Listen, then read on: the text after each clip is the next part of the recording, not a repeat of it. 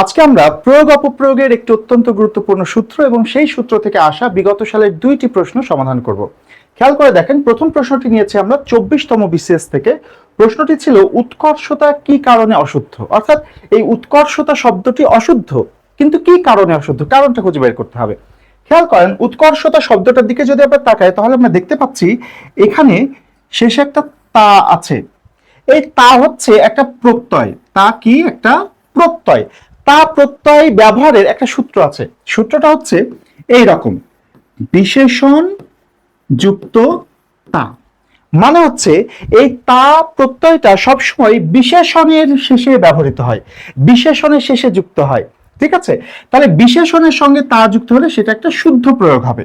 কিন্তু যদি আমরা দেখি কখনো যে বিশেষ্য এর পরে তা যুক্ত হয়েছে, তা যদি বিশেষ্যের সঙ্গে যুক্ত হয় তখন সেটা হয়ে যাবে একটা অশুদ্ধ প্রয়োগ।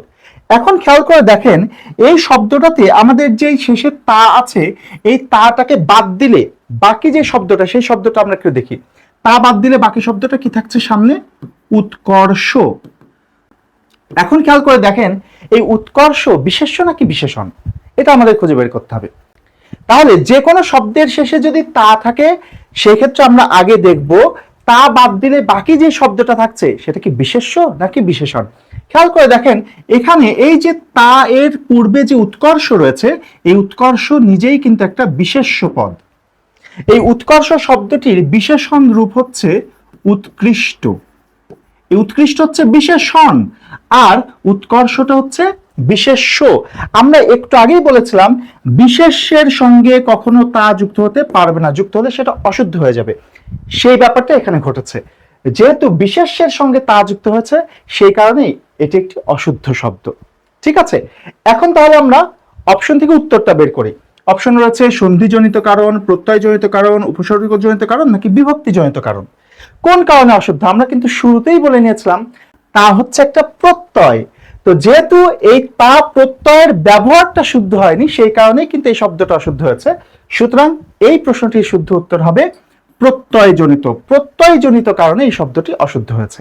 এই একটা সূত্রের মধ্যে থেকে অসংখ্য প্রশ্ন বিগত বছর বিভিন্ন পরীক্ষায় এসেছে। খেয়াল করে দেখেন, আমরা পরের প্রশ্নটাতে যাই। আরেকটা যে প্রশ্ন নিয়েছি, এই পরের যে প্রশ্নটা আমরা নিয়েছি সেটি 35তম বিসিএস এর প্রশ্ন। খেয়াল করে দেখেন, এই প্রশ্নটাতে 4টা বাক্য দেওয়া আছে। বলা হয়েছে কোন বাক্যটি শুদ্ধ। বাক্যগুলো কি কি? দৈন্যতা সর্বদা মহত্বের পরিচায়ক নয়, দৈন্য সর্বদা মহত্বের পরিচায়ক নয়, দৈন্যতা সর্বদা মহত্বের পরিচায়ক নয়, দৈন্য সর্বদা মহত্বের পরিচায়ক নয়। আমরা 4টা বাক্য যদি দেখি তাহলে ভালো করে তাকালে দেখব এই 4টা বাক্যে আমাদের 2টা শব্দ নিয়ে ঝামেলা আছে। শব্দ দুটো কি কি?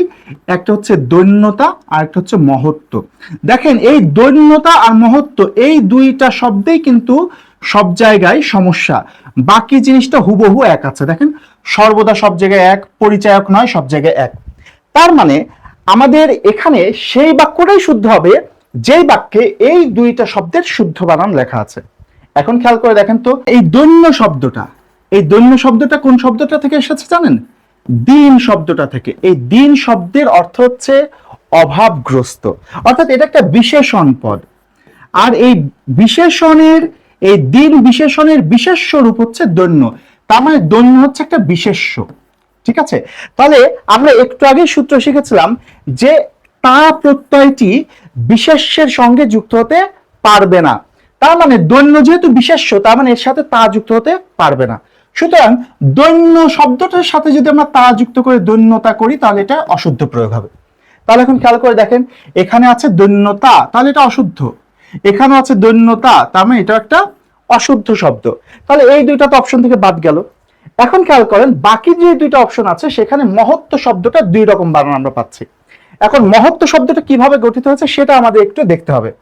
মহত্ব শব্দটার দিকে যদি আমরা তাকাই তাহলে আমরা দেখবো যে মহত্ব শব্দটার মূল হচ্ছে মহৎ, তাই না? এই মহৎ হচ্ছে মূল, আর এর সঙ্গে তয়ে ব এই প্রত্যয়টা যুক্ত হয়ে গেছে মহত্ব। তাহলে এটাকে যদি আমরা যুক্ত করি তাহলে শব্দটা কি দাঁড়ায় দেখেন, মহ, তারপরে এখানে একটা ত, এখানে একটা ত, মানে তয়ে ত, তার নিচে একটা ব। তাহলে মহত্ব শব্দটা শুদ্ধ বানানো হচ্ছে ম হ তয়ে তয়ে ব। আমরা দেখতে পাচ্ছি এখানে ম হ তয়ে তয়ে ব এই অপশনটাতে সঠিক বানান রয়েছে। তার মানে এই চারটার মধ্যে এইটি হচ্ছে শুদ্ধ বাক্য। কথাটা কি বোঝা গেল? আমাদের এই তা এবং তয় ব এই দুইটা প্রত্যয়ের ব্যবহার যদি আমরা ভালো করে মাথায় ঢুকে নিতে পারি, তাহলে কিন্তু এরকম অসংখ্য প্রশ্ন আমাদের খুব সহজেই সমাধান হয়ে যাবে।